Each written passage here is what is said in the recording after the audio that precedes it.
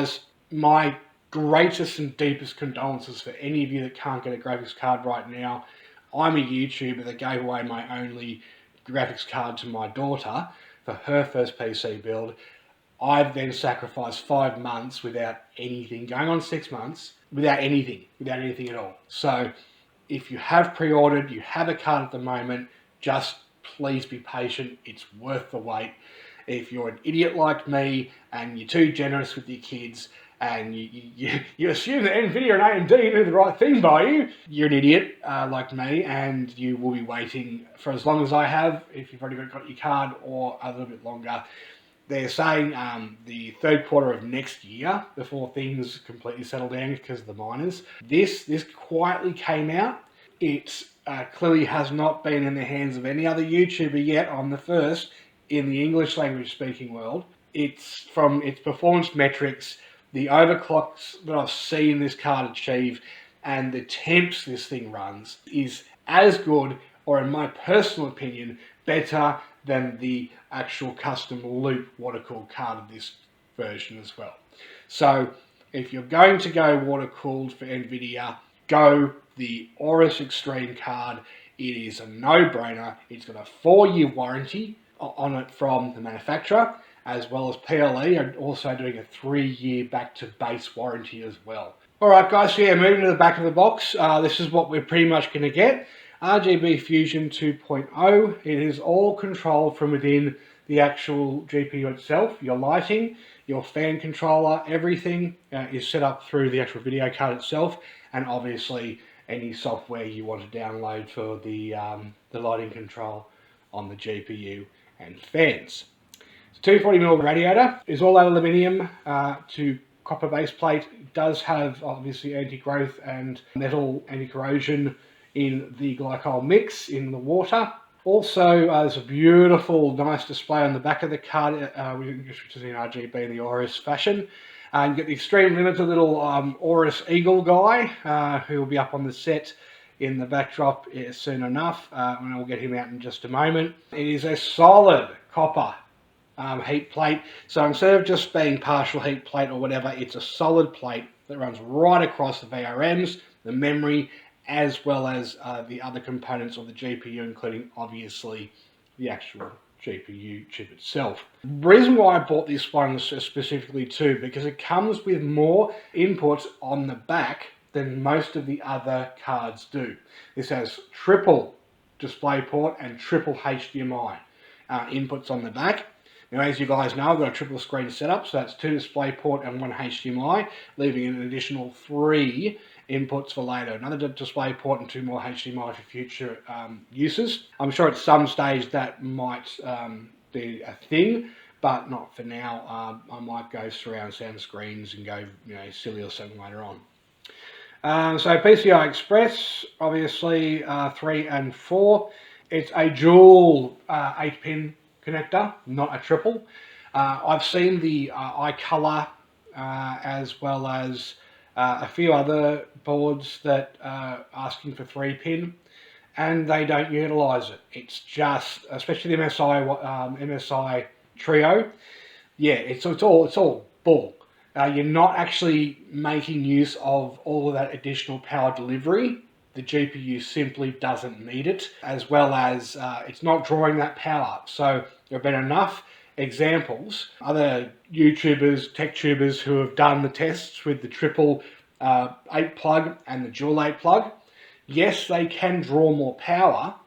The only one that can really make any real use of it from the NVIDIA side would probably be the Strix 3090. So guys, the 3080 does not need triple 8-pin plugs at any stage. It is very power efficient and very powerful and does not need triple 8 pins. The 3090 Strix, because it's a competition card, kind of needs triple. It doesn't really, but it's nice to have if you're going LN2 overclocking and things like that, because that's what the card's designed for. Same with the Kingpin card, that's going to have triple 8-pin power in as well for your PCI.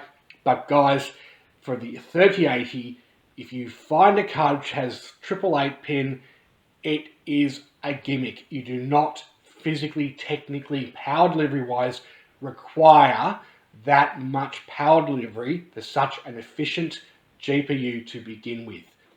Your AIO and below, this is not light. This is quite a heavy GPU. I'll pop it over that way for a second.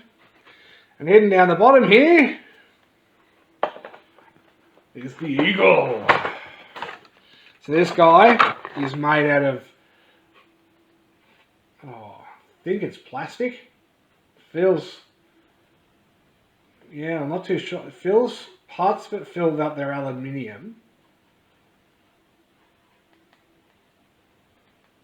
I'm not sure.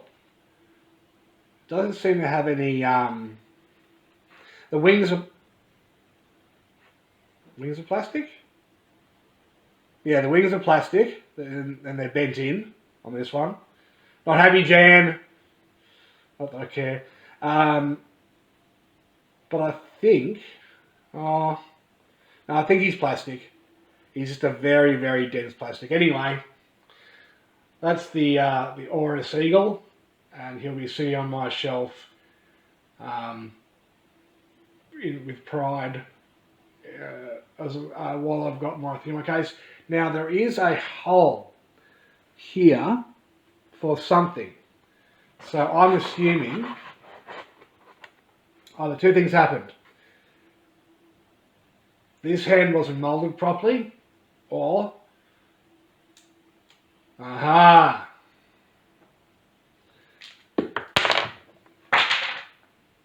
His arm comes off. Hang on. Alright, so that one, yeah. So clearly there's, you can put like a flag or something in there for you, a little flag for your country or whatever, in his hand. And that's why it's movable. This one is stiff. It does not move. I'm not going to force it.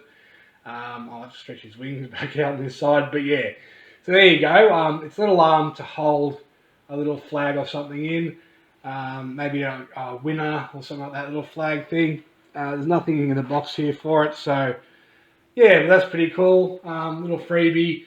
And he's going to be my mascot on my shelf, on the set. Alright, so let's have a look. The GPU. Now this is not by any means a thin rad. It's quite hefty for what it is. Nice fans. Really, really nice fans, guys. Aorus haven't cut corners with their 120 fans. Their wiring or their cable management on the bottom here, not too shabby. Great, but it could be a lot worse. So this is the first AIO card I've ever owned. I've always wanted air cooled before and past because, well, history of water cooling wasn't as reliable as it is these days. Back then, as we all know, if you've been around since as long as I have. Lovely braided cables. It is a braid, but the hose below it, I think it was also a ribbed hose to cut down obviously on permeation and things like that. And flexibility. It is also wired completely into the unit, as you can see here. Alrighty, so here is the piece de resistance of them all. And there we go. This is the Aorus Extreme water-cooled AIO card. At the back, as you can see, all your connectivity. And also I like this as well, just that little bit of ventilation. That's more for the case than anything else. Obviously, you're protected down the bottom. And no NV link at the top. Yep, which we all expect. Really nice backplate. I really like the silver accented grommets for the screws. I just think it looks nice. It looks classy, especially with the LED on the back as well. So guys, look, I'm not going to bother you or annoy you with the installation side of it. It's very straightforward. AIO is going to be going in the front, fans in, and yeah, we'll go from there.